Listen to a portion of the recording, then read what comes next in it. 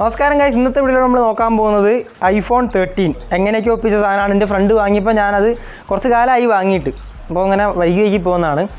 അപ്പം 2024 iPhone 13 നിങ്ങൾക്ക് എടുക്കാൻ പറ്റുമോ ഇല്ലയോ, അല്ലെങ്കിൽ ഇനിയിപ്പോൾ ഐഫോൺ തന്നെ എടുക്കണമെങ്കിൽ 12ലേക്ക് പോകണോ, 14 എടുക്കണോ, 15 എടുത്താൽ കുഴപ്പമുണ്ടോ എന്നുള്ള കാര്യങ്ങൾ മൊത്തം ഈ വീഡിയോ മൊത്തം ഇരുന്ന് കാണുക, എന്നാൽ നിങ്ങൾക്ക് മനസ്സിലാവുന്നതായിരിക്കും. അല്ലെങ്കിൽ ഇതിന് സബ്സ്റ്റിറ്റ്യൂട്ട് ആയിട്ട് നിങ്ങൾക്ക് ആൻഡ്രോയിഡ് എടുത്താലും കുഴപ്പമില്ല എന്നുണ്ടെങ്കിൽ അതും ഞാൻ പറയുന്നതായിരിക്കും, വേണോ വേണ്ടതെന്നുള്ളത്. സോ വീഡിയോ അവസാനം വരെ ഇരുന്ന് കാണുക. നിങ്ങളിപ്പോൾ കണ്ടുകൊണ്ടിരിക്കുന്ന ടെക്നോടെക് മലയാളം എന്ന യൂട്യൂബ് ചാനൽ, ഞാനാണ് അമർനാഥ് കൂടെ വേണ്ട. നമുക്ക് നേരെ വീഡിയോയിലേക്ക് കിടക്കാം.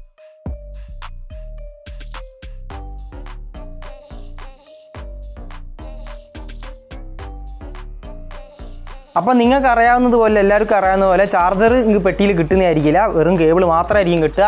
അപ്പോൾ ഇതിൻ്റെ കൂടെ ചാർജറിന് ഏകദേശം 1900 കൊടുത്തത്. സോ ടോട്ടൽ 47,900 128 GB വേരിയൻറ്റ് ഇത് വാങ്ങിയത്. ഇപ്പോൾ 128 നിങ്ങൾക്ക് ഓൺലൈനിൽ കിട്ടുന്നത് 52 എന്തായാലും ഓഫർ സീസണിന് കുറയും, അത് മേടിക്കേണ്ട. ആൻഡ് 256 62,000 രൂപയാണ് ഇപ്പോൾ ഓൺലൈനിലുള്ളത്, അതും എന്തായാലും കുറയും. അടുത്ത ഓഫർ സീസൺ എന്തായാലും കത്തി നിൽക്കാനുള്ള ഫോൺ തന്നെയാണ് iPhone 13. സോ ഇനി നമ്മൾ ലൈറ്റ്നിങ് കേബിളാണ് ഇതിൻ്റെ അകത്ത് നിങ്ങൾക്ക് പെട്ടിയിൽ കിട്ടാൻ പോകുന്നത്. 4-5 കളർ വരുന്നുണ്ട്. ഇത് കേസിൻ്റെ കളറാണ്, ഇത് വൈറ്റ് കളറാണ്. ഇനി ഡിസൈൻ ഡിപ്പാർട്ട്മെൻറ്റിനെ കുറിച്ച് നോക്കുമ്പോൾ, ഡിസൈൻ നിങ്ങൾക്ക് എല്ലാവർക്കും അറിയുന്ന പോലെ ഫ്രണ്ടിൽ നിങ്ങൾക്ക് നോച്ചാണ് കിട്ടുന്നത്. 14 മുതലാണ് നിങ്ങൾക്ക് പില്ല് സംഭവം കിട്ടിയത്. ആൻഡ് ബാക്കിൽ പക്ഷേ നിങ്ങൾ നോച്ച് നോക്കുന്ന സമയത്ത് 12നേക്കാളും എത്രയോ പെർസെൻറ്റേജ് കുറവാണെന്നാണ് പറയുന്നത്. പക്ഷേ എന്തായാലും സംഭവം നെറ്റിക്കുറി അവിടെ ഉണ്ട്. ആൻഡ് ബാക്കിൽ നിങ്ങൾ നോക്കുകയാണെങ്കിൽ നമുക്ക് ഐഫോണാണെന്ന് എന്തായാലും മനസ്സിലാവും. ഏത് വെർഷനാണെന്നുള്ളത് മനസ്സിലാവാൻ പറ്റുമോ എന്നുള്ളത് അറിയില്ല, കാരണം എല്ലാ കൊല്ലം സെയിം ഡിസൈൻ വെച്ച് ഇങ്ങനെ തള്ളി മറിക്കുന്നതുകൊണ്ട്. ആൻഡ് നമുക്ക് പിന്നെ കോർണിംഗ് മെയ്ഡ് ഗ്ലാസ് ആണ് ബാക്കിൽ കിട്ടുന്നത്. സോ വീണ അങ്ങനെ പെട്ടെന്ന് പൊട്ടില്ല. ഫ്രണ്ടിൽ സെറാമിക് ഷീൽഡും കിട്ടുന്നുണ്ട്. സോ നിങ്ങൾക്ക് ഡ്യൂറബിലിറ്റി കാര്യങ്ങളിലൊന്നും ഒരു വിഷയവും വരാൻ പോകുന്നില്ല. അലൂമിനിയം ഫ്രെയിംസും കിട്ടുന്നുണ്ട്. സോ അത്യാവശ്യം നല്ല ഡ്യൂറബിലിറ്റിയാണ്. IP68 water and dust resistance ഉണ്ട്. സോ വെള്ളത്തിൽ പിടിച്ച് മുക്കിയാലും കുഴപ്പമില്ല, ഐഫോണിന് അധികം ഒന്നും പറ്റാൻ പോകുന്നില്ല. എന്നും കരുതി മുക്കാൻ നിൽക്കണ്ട, കാരണം അതിന് വാറണ്ടി നിങ്ങൾക്ക് കിട്ടാൻ പോകുന്നില്ല. 173 ഗ്രാമാണ് വെയിറ്റ് വരുന്നത്. 7.1 mm ആണ് തിക്നെസ്. സോ ലൈറ്റ് വെയിറ്റ് ആണ്, നിങ്ങൾക്ക് ഹാൻഡി ആണ്. 6.1 ഇഞ്ചസിൻ്റെ സ്ക്രീനാണ് കിട്ടുന്നത്. സോ കോമ്പാക്റ്റ് സൈസ്ഡ് ഫോണും കൂടിയാണ്. ഇനി നാനോ സിം കാർഡ് ഒന്നും, പിന്നെ ഇ സിമ്മിൻ്റെ സപ്പോർട്ടും വരുന്നുണ്ട്, അല്ലെങ്കിൽ 2 ഇ സിം ഇടാനുള്ള സപ്പോർട്ടും വരുന്നുണ്ട്. ഇനി നമ്മൾ ഡിസ്പ്ലേ ആൻഡ് ഓഡിയോ ഡിപ്പാർട്ട്മെൻറ്റിനെ കുറിച്ച് നോക്കുകയാണെങ്കിൽ ഡ്യൂൽ സ്റ്റീരിയോ സ്പീക്കേഴ്സ് വരുന്നുണ്ട്. ഡിസ്പ്ലേ നോക്കുന്ന സമയത്ത് പറഞ്ഞതുപോലെ നോച്ചാണ്, സെറാമിക് ഷീൽഡ് സപ്പോർട്ട്, 6.1 ഇഞ്ചസിൻ്റെ super retina XDR OLED display ആണ് വരുന്നത്. നിങ്ങൾക്ക് എല്ലാവർക്കും അറിയുന്ന പോലെ സാംസങ്ങിൻ്റെ പാനലായിരിക്കും ഇതിൻ്റെ അകത്ത് കൊടുത്തിട്ടുണ്ടാവുക. പിന്നെ ഡോൾബി വിഷൻ്റെ സർട്ടിഫിക്കേഷൻ, HDRൻ്റെ സർട്ടിഫിക്കേഷൻ ഒക്കെ വരുന്നുണ്ടെങ്കിൽ പോലും നിങ്ങൾക്ക് 60 Hz റിഫ്രഷ് റേറ്റ് മാത്രമേ ഈ ഒരു പർട്ടിക്കുലർ ഫോണിൽ കിട്ടാൻ പോകുന്നുള്ളൂ. സോ അതൊരു ഡ്രോബാക്ക് ആയിട്ട് തന്നെ ഞാനിവിടെ പറയും. കാരണം എന്താണെന്ന് വെച്ചിട്ടുണ്ടെങ്കിൽ ഈ ഒരു പ്രൈസ് റേഞ്ചിൽ ഏതൊരു ആൻഡ്രോയിഡ് ഫോൺ എടുത്ത് നോക്കിയാലും ശരി, നിങ്ങൾക്ക് 120 Hz മിനിമം കിട്ടും. 46,000 രൂപയ്ക്ക് 120 പോയിട്ട് 144 വരെ കിട്ടും. പക്ഷേ ഡിസ്പ്ലേ വെച്ച് നോക്കുമ്പോൾ നല്ല ക്വാളിറ്റിയും കാര്യങ്ങളൊക്കെ ഉള്ള ഡിസ്പ്ലേ ആണ്. അത് ഈ പ്രൈസ് റേഞ്ചിനെന്നല്ല, അത്യാവശ്യം നല്ല രീതിയിൽ തന്നെ ക്വാളിറ്റിയും കാര്യങ്ങളുള്ള ഡിസ്പ്ലേ ആണ് കൊടുത്തിരിക്കുന്നത്. അത് 60 Hz ഒരു പ്രശ്നം മാത്രം, പിന്നെ ഈ ഒരു നോച്ച് നെറ്റിക്കുറിൻ്റെ പ്രശ്നം മാത്രമേ ഇവിടെ വരുന്നുള്ളൂ. 1200 നിറ്റ്സിൻ്റെ പീക്ക് ബ്രൈറ്റ്നസും കാര്യങ്ങളൊക്കെ വരുന്നുണ്ട്. സോ നല്ല ബ്രൈറ്റർ ഡിസ്പ്ലേ ആണ്, കുഴപ്പമൊന്നുമില്ല. ഡ്യുവൽ സ്റ്റീരിയോ സ്പീക്കറും വരുന്നുണ്ട്. മൾട്ടിമീഡിയ എക്സ്പീരിയൻസ് വലിയ കുഴപ്പമൊന്നും ഉണ്ടാകാൻ പോകുന്നില്ല ആ ഒരു നെറ്റിക്കുറി ഒഴിച്ച്. ആൻഡ് നമ്മൾ അടുത്ത് പെർഫോമൻസിലേക്ക് നോക്കുന്ന സമയത്ത് A15 ബയോണിക് ചിപ്സെറ്റ് ഇവിടെ വരുന്നുണ്ട്. സോ ഗെയിമിംഗ് ആണെങ്കിലും നോർമൽ ടാസ്ക് ആണെങ്കിലും കാര്യങ്ങൾ എന്ത് നോക്കിയാലും ശരി, ഒരു കുഴപ്പവും വരാൻ പോകുന്നില്ല. നിങ്ങൾക്ക് എല്ലാ കാര്യങ്ങളും നല്ല ഗംഭീരമായിട്ട് നടക്കാൻ പോവുകയാണ്. സോ ഈ ഒരു ഫോൺ അങ്ങനത്തെ രീതിയിലുള്ള പ്രശ്നങ്ങളൊന്നുമില്ല. പക്ഷേ ഈ ഫോൺ ചെറുതായിട്ടൊന്ന് വാമപ്പ് ആവും. അതായത് നിങ്ങൾ പുറത്ത് നിന്നൊക്കെയാണ് പെട്ടെന്ന് ക്യാമറാസൊക്കെ അധികം ഉപയോഗിക്കുകയാണെങ്കിൽ നിങ്ങൾക്കൊന്ന് കുറച്ച് ചൂടാവും. ഇനി ഗെയിം കളിക്കുകയാണെങ്കിലും അത്യാവശ്യം നല്ല രീതിയിൽ, ചെറിയ രീതിയിൽ ചൂടാവുന്നുണ്ട്. ബാറ്ററി സെക്ഷൻ നോക്കുകയാണെങ്കിൽ 3240 mAh ബാറ്ററിയാണ് വരുന്നത്. 20 വാട്ട്സിൻ്റെ വളരെ കുറഞ്ഞ ഫാസ്റ്റ് ചാർജിങ് മാത്രമാണ് കിട്ടുന്നത്. അടുത്ത ഡ്രോബാക്കാണ് ബാറ്ററി ലൈഫ് നോക്കുകയാണെങ്കിലും കുറച്ച് ഡ്രോബാക്കിലേക്കാണ് വരുന്നത്. കാരണം 20 വാട്ട് എന്ന് പറയുമ്പോൾ അതൊരു ഫാസ്റ്റ് ചാർജിങ് ആയിട്ട് നമുക്ക് കണക്കാക്കാൻ പറ്റില്ല. കാരണം ആൻഡ്രോയിഡ് ഫോണുകളിൽ 18 വാട്ട് എന്നൊക്കെ പറയുന്നത് 10,000 രൂപയ്ക്ക് പോലും ഇപ്പം കിട്ടുന്നൊരു സാധനമാണ് 18 വാട്ട്. അപ്പം ഇതൊരു ഫാസ്റ്റ് ചാർജിങ് ഇല്ല. മാക്സേഫിൻ്റെ സപ്പോർട്ട് ഉണ്ട്, നിങ്ങൾക്ക് അതിൻ്റെ ആക്സസറീസ് ഉപയോഗിക്കാൻ പറ്റും. പക്ഷേ എന്നാലും വയർലെസ് ചാർജിങ്ങും നല്ല പറ്റ ശോകമായിരിക്കും. കാരണം എന്തായാലും അത് ഹീറ്റ് ആവുകയും ചെയ്യും. അതും കൂടി നോക്കുന്ന സമയത്ത് ബാറ്ററി ഹെൽത്തിനെയും ബാധിക്കും. സോ ആ ഒരു ബാറ്ററി സെക്ഷൻ ഓൾമോസ്റ്റ് ഒന്നായിട്ടൊരു തകർച്ചയിലേക്ക് പോകുന്ന രീതിയാണ് എനിക്ക് തോന്നിയത്. മാത്രവുമല്ല, ഇതിൽ നിങ്ങൾക്ക് Type-C പോർട്ട് കിട്ടുന്നില്ല, ലൈറ്റ്നിങ് പോർട്ട് മാത്രമാണ് കിട്ടുന്നത്. സോ അതും ഒരു ഔട്ട്ഡേറ്റഡ് സംഭവമാണ്. iPhone 15 മുതലേ നിങ്ങൾക്ക് ലൈറ്റ്നിങ് പോർട്ട് മാറ്റി Type-C പോർട്ട് തന്നിട്ടുള്ളൂ. അതും ഇവിടെ ഒരു ഡ്രോബാക്ക് ആയിട്ട് എനിക്ക് പറയാനുണ്ട്. പിന്നെ നിങ്ങൾക്ക് അറിയാവുന്ന പോലെ 2028 വരെ ഇതിൻ്റെ അപ്ഡേറ്റ്സ് കിട്ടും. iOS 17 ആണ് ഇപ്പോൾ ഇതിൻ്റെ അകത്ത് ലേറ്റസ്റ്റ് ആയിട്ട് വരുന്നത്. സോഫ്റ്റ്വെയർ ഫീച്ചേഴ്സിനെ കുറിച്ചൊന്നും ഞാൻ അധികം പറയേണ്ട ആവശ്യമില്ല. അത് കൂടുതൽ വിശദീകരിക്കേണ്ട ആവശ്യമില്ല, ഈ വീഡിയോ അതിനെക്കുറിച്ചല്ല. പിന്നെ ആൻഡ്രോയിഡ് ഫോണുകളിൽ നിന്നും കിട്ടുന്ന ഫിംഗർ പ്രിൻറ്റ് സ്കാനറും കാര്യങ്ങളൊന്നും ഇവിടെ കിട്ടുന്നില്ല, ഓൺലി ഫേസ് ID. അത് അത്യാവശ്യം സെക്യൂർ ആണ് കാര്യങ്ങളൊക്കെ. ആൻഡ് നിങ്ങൾക്ക് Wi-Fi 6 ആണ് കിട്ടുന്നത്, NFC-യുടെ സപ്പോർട്ട് ഉണ്ട്, 5G എനേബിൾഡ് സ്മാർട്ട് ഫോൺ ആണ്. അതാണ് മറ്റ് ഫീച്ചേഴ്സ് കാര്യങ്ങളൊക്കെ. ഇനി ലാസ്റ്റ് ആൻഡ് ഫൈനലായിട്ട് ഇതിൻ്റെ ക്യാമറ സെറ്റപ്പിനെ കുറിച്ച് നോക്കുകയാണെങ്കിൽ നിങ്ങൾക്ക് തന്നെ കാണാം 2 ക്യാമറയാണ്. 12 മെഗാ പിക്സലിൻ്റെ 2 ക്യാമറ, ഒന്ന് പ്രൈമറി ഒന്ന് അൾട്രാ വൈഡ്.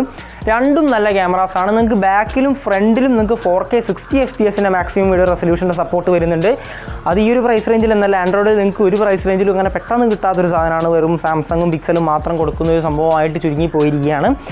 നിങ്ങളിപ്പോൾ ഈ കാണുന്ന video iPhone 13 4K 60 FPS front ക്യാമറയിൽ മാക്സിമം വീഡിയോ റെസൊല്യൂഷനിൽ എടുക്കുന്നതാണ്. HDR മോശമാണ്, നിങ്ങൾക്ക് ആകാശം കണ്ടാൽ തന്നെ മനസ്സിലാവും. പക്ഷേ ലൈറ്റിന് അഗെയിൻസ്റ്റ് ആയിട്ടാണ് നിൽക്കുന്നതെങ്കിൽ അത്യാവശ്യം നല്ല രീതിയിൽ തന്നെ സംഭവം ചെയ്യുന്നുണ്ട്. ആൻഡ് സൗണ്ട് ക്ലാരിറ്റി, നല്ല സൗണ്ട് ക്ലാരിറ്റി ആയിട്ടാണ് എനിക്ക് തോന്നിയത്. ഈ HDRൻ്റെ ഒരു പ്രശ്നം മാത്രമേ എനിക്ക് ഫീൽ ചെയ്തുള്ളൂ, അതർവൈസ് നല്ല വീഡിയോ ആണ് ഇത് ക്യാപ്ചർ ചെയ്യുന്നത്. നിങ്ങളിപ്പോൾ കാണുന്നത് 4K 60 FPS iPhone 13 ബാക്ക് ക്യാമറയിൽ മാക്സിമം വീഡിയോ റെസൊല്യൂഷൻ അത്യാവശ്യം നല്ല രീതിയിൽ തന്നെ ഉണ്ടാവും, HDR ഒഴികെ. അത് ഏകദേശം ആകാശം കാണുന്നുണ്ടെങ്കിൽ നിങ്ങൾക്ക് മനസ്സിലാവും. HDR കുറച്ച് മോശമായിട്ടാണ് എനിക്ക് തോന്നിയത്, അതർവൈസ് നല്ല വീഡിയോ ആണ്. ഞാൻ സെൽഫി ക്യാമറ പറഞ്ഞതുപോലെ തന്നെ. ആൻഡ് മൈക്ക് ക്ലാരിറ്റിയും അത്യാവശ്യം നല്ലതാണ്, വലിയ കുഴപ്പമൊന്നുമില്ല. സോ നിങ്ങളിപ്പോൾ ഔട്ട്ഡോറിൽ നിന്ന് ഇങ്ങനെ സംഭവം ഷൂട്ട് ചെയ്യുകയാണെങ്കിൽ നിങ്ങൾക്ക് അത്യാവശ്യം നല്ല രീതിയിൽ മൈക്കും കാര്യങ്ങളൊന്നും ഇല്ലാതെ തന്നെ അത്യാവശ്യം നല്ല രീതിയിൽ എടുക്കാൻ പറ്റും. ആൻഡ് സിനിമാറ്റിക് മോഡിൻ്റെ സപ്പോർട്ട് നിങ്ങൾക്ക് ഇതിൻ്റെ അകത്ത് വരുന്നുണ്ട്. 1080p 30 FPS ആണെന്നേ ഉള്ളൂ, പക്ഷേ നിങ്ങൾക്ക് സിനിമാറ്റിക് മോഡിൻ്റെ സപ്പോർട്ട് വരുന്നുണ്ട്. ഇനി ക്യാമറയെ കുറിച്ച് നോക്കുന്ന സമയത്ത് നിങ്ങൾ നോർമൽ കണ്ടീഷനിൽ എടുക്കുന്ന ഫോട്ടോ ആയാലും നൈറ്റിലെടുക്കുന്ന ഫോട്ടോ ആയാലും നോർമൽ കണ്ടീഷനിൽ സെൽഫി എടുക്കുന്ന ഫോട്ടോ ആയാലും ഒക്കെ നല്ല രീതിയിൽ തന്നെ, അത് ഡേ ലൈറ്റിൽ പ്രത്യേകിച്ച് നൈറ്റ് ടൈമിലും ആണെങ്കിലും ബാക്ക് ക്യാമറ ഒക്കെ അത്യാവശ്യം നല്ല രീതിയിൽ തന്നെ പെർഫോം ചെയ്യുന്നുണ്ട്. നിങ്ങൾക്കറിയാം ഐഫോണിൻ്റെ ക്യാമറയെ കുറിച്ച് ഞാൻ അധികം അങ്ങോട്ട് പ്രശംസിക്കേണ്ട ആവശ്യമൊന്നുമില്ല. ഐഫോണിൻ്റെ ക്യാമറ നല്ലതാണ്, പ്രത്യേകിച്ച് വീഡിയോഗ്രാഫീൻ്റെ അകത്ത് നിങ്ങൾക്ക് വീഡിയോ എടുക്കുന്നേരം അത്യാവശ്യം നല്ല ക്യാമറയാണ്. എക്സെപ്റ്റ് HDR അത്യാവശ്യം നല്ല രീതിയിൽ മെസ്സപ്പ് ആവുന്നുണ്ട്. HDR നിങ്ങൾക്ക് ആകാശത്തേക്കൊക്കെ പോകുന്ന സമയത്ത് മേഘങ്ങളൊന്നും അങ്ങനെ കാണാൻ പറ്റില്ല. സോ HDR അത് സെൽഫിയിൽ പ്രത്യേകിച്ച് HDR നിങ്ങൾക്ക് കുറച്ച്, അതെല്ലാവർക്കും അറിയാം, HDR ഐഫോണിൽ കുറച്ച് മോശമാണ്. അതർവൈസ് അത്യാവശ്യം നല്ല ക്യാമറയാണ് നിങ്ങൾക്ക് ഇവിടെ കിട്ടുന്നത്. സോ അത്യാവശ്യം ഒരു ക്യാമറ സെൻട്രിക് ഫോണും കൂടി ആയിട്ടാണല്ലോ എല്ലാവരും ഐഫോൺ എടുക്കാറുള്ളത്. സോ അത് അധികം ഞാൻ പറയേണ്ട ആവശ്യമില്ലല്ലോ. ഇനി ലാസ്റ്റ് ആൻഡ് ഫൈനലായിട്ട് ഇതിൻ്റെ ഒരു കൺക്ലൂഷൻ നോക്കുന്ന സമയത്ത് ഇതിൻ്റെ പ്രോസ് ആൻഡ് കോൺസ് ഒക്കെ പറയാം.